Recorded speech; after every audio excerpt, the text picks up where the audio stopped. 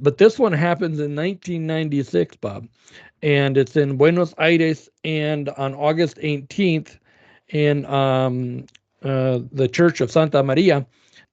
Jorge Bergoglio was the Archbishop of Buenos Aires at that time, and of course, Jorge Bergoglio is today Pope Francis.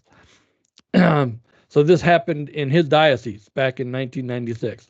Mm-hmm. So a lady, one of the parishioners, finds a consecrated host desecrated on a candle holder, and so Father Pezet takes it and puts it into a glass of water, and puts it into the tabernacle on August 18th, and then on the 26th he opens up the tabernacle and finds that it has been transformed. It's now bloody tissue in there, Right. and so he tells Archbishop Bergoglio, and Archbishop Bergoglio asked him to photograph it. So they photograph it on September 6th, 1996, and they kept the host into the tabernacle without telling anybody where it came from or anything like that.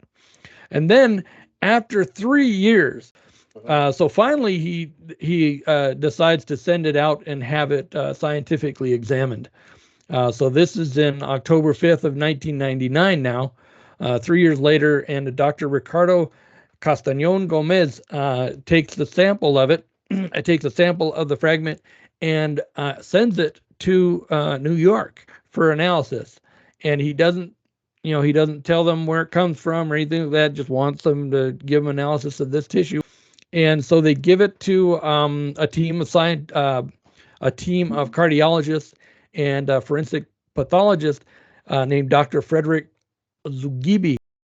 He analyzes this thing and he says, this is from the heart muscle found in the wall of the left ventricle close to the valves. He says this is the ventricle that pumps all the blood to all parts of the body, which is interesting. The heart muscle is in an inflammatory condition, Bob, and it contains a large number of white blood cells, which is very unusual.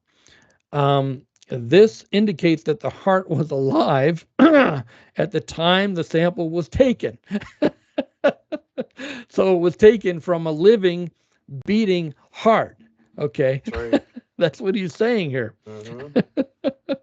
It is my contention that the heart was alive since the white blood cells die outside a living organism.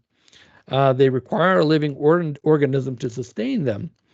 Their presence indicates that the heart was alive when the sample was taken.